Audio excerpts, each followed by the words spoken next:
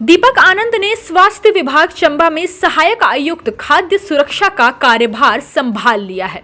इससे पहले दीपक आनंद ने प्रदेश के विभिन्न हिस्सों सहित चंबा में खाद्य सुरक्षा अधिकारी के पद पर अपनी सेवाएं दी हैं।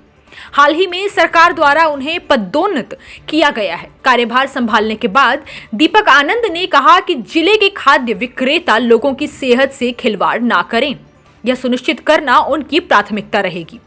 जल्द ही इसको लेकर जागरूकता अभियान भी शुरू किया जाएगा। खाद्य वस्तुओं के सैंपल लेकर गुणवत्ता जांच के लिए प्रयोगशालाओं में भेजने के साथ साथ लोगों को भी गुणवत्ताहीन खाद्य वस्तुओं का सेवन न करने के प्रति जागरूक किया जाएगा।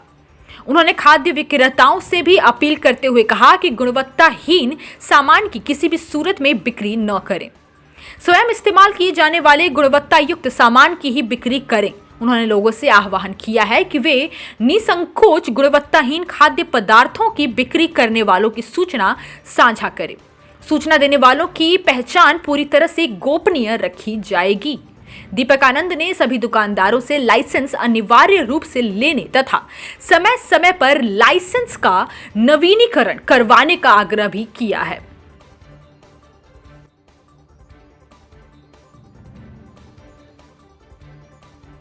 जो हमारी रूटीन की जो गतिविधि रहती है वो है सैम्पलिंग, जिसका सैम्पलिंग का टारगेट हमारा उच्च स्तर से तय किया जाता है, जिसके अनुसार हमें 15 से 20 सैंपल प्रत्येक माह में इकट्ठे करने होते हैं और उनकी जांच के बाद फिर अगली कार्रवाई उसमें की जाती है।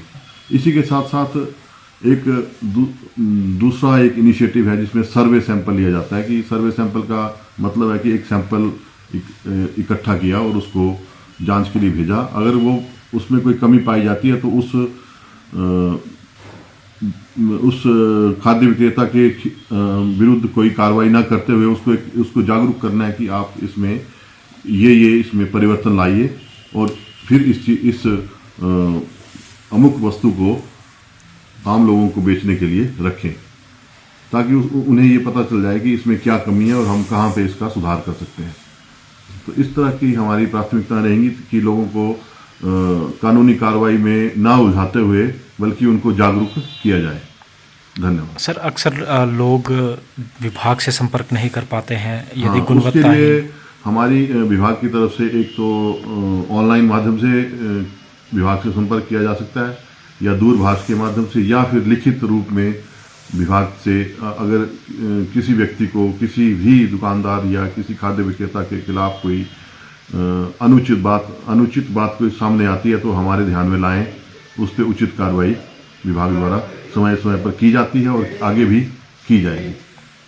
अभी हाल ही में असिस्टेंट कमिश्नर फूड सेफ्टी जिला चंबा में कार्यभार संभाला है और विभाग की जो प्राथमिकताएं हमारी ये रहेंगी कि जो भी इनिशिएटिव्स जो हमें कार्य सौंपे जाते हैं, उच्च स्तर पे जो कार्य सौंपे जाते हैं उनको हम उनका कार्यान्वयन सही तरीके से करें और उनको आम जनता तक उनके लाभ हैं और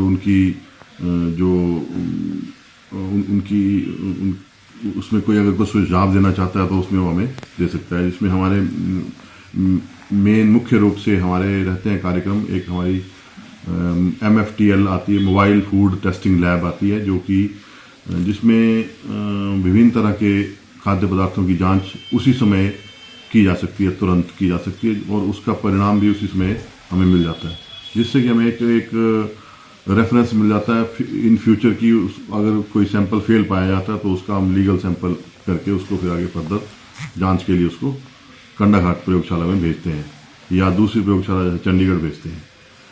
इसी तरह से हमारा जो प्राथमिकता उसके बाद जो रहती है, एक मुख्य प्राथमिकता है कि सबसे पहले तो किसी भी खाद्य विक्रेता को अपना खाद्य व्यापार संचालन करने के लिए एक लाइसेंस की आवश्यकता रहती है, जो कि नितांत एक आवश्यक एक डॉक्यूमेंट है।